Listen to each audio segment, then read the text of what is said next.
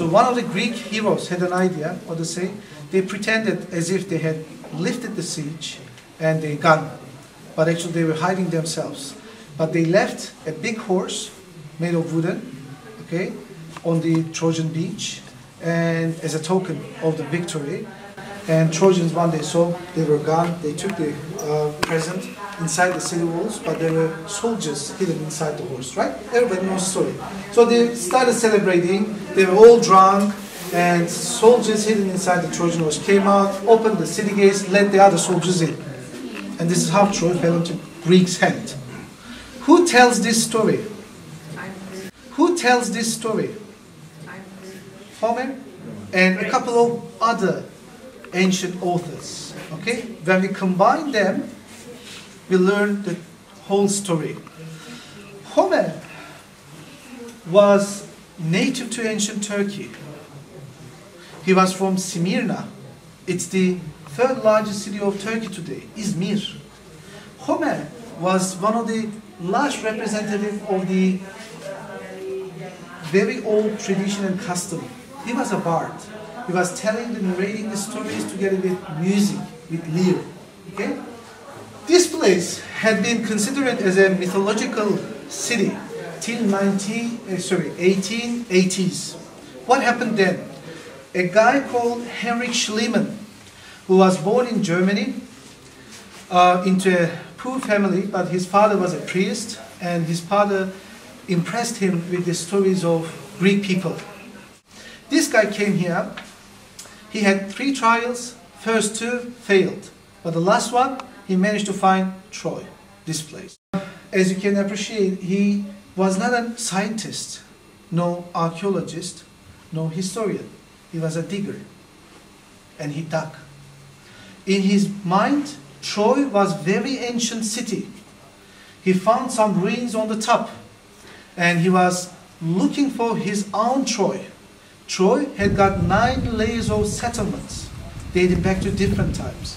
The Troy he was looking for was Troy the 6th. He didn't know that. He was thinking that Troy must be really low below under all these layers.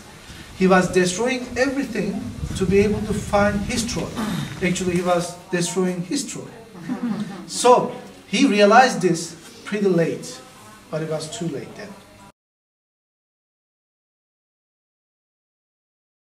Understood one of other aims of him was to find treasury, and he found. If you look back, you're going to see a lady with jewelry and everything. She is wife of him, and she was a Greek lady, and they took treasury to Greece. After Greece, to their homeland, Germany. But as you know, Germany came under Russian occupation during the Second World War, and Russians found the treasury, took it to Russia. It was a communist rule. They kept this treasury in some secret chambers of the museums. They forgot about that. And this inner city surrounded by an inner wall and by an outer wall. The thickness of the wall is estimated to be more than 5 to 6 meters. Greeks waited for 10 years. And they had no choice, and they used that Trojan horse trick. Here we see, imagine the model that I showed you. You're going to see the wall and one of the towers fortifying the city wall. See, this is the bottom part of the tower. It's going up, and we see the wall. This wall has got an inclination like this. 2/3 of the wall in this way, and 1/3 goes up straight in this way. Question. Who were the Trojans? Were they Greek? Did they speak Greek language? Who were they?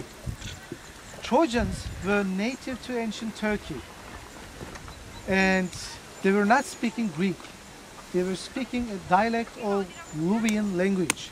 It's a dead language. So what we see here is something really old. Look, 2500 BC, circa. This was a part of inner wall and also a part of the house.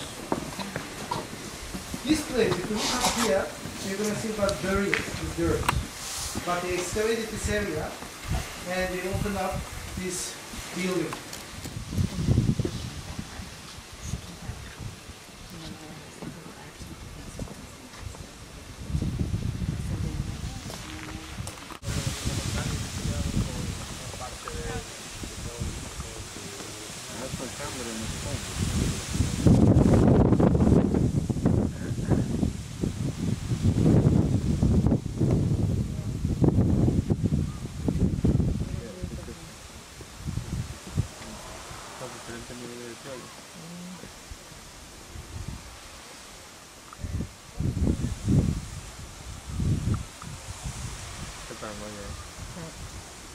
Hay una foto de diferentes niveles.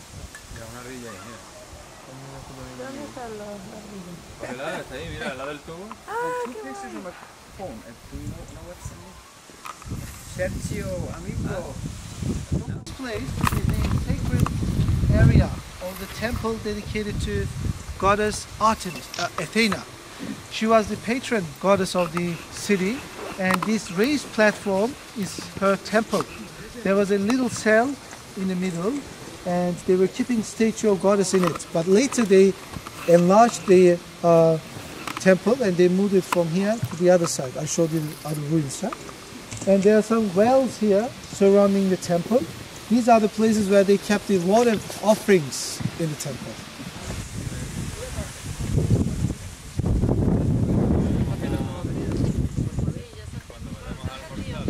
This Parliament House. Oh, but you've got seats in the front thing. If you like to call a place amphitheater, you should like a Colosseum. Amphi, surrounding. Or it should be a place where people perform gladiatorial games. None of them have. Plus, theaters are really big structures. If they can accommodate at least 10% of the population, it's very tiny. This was the Parliament House of the city. Another difference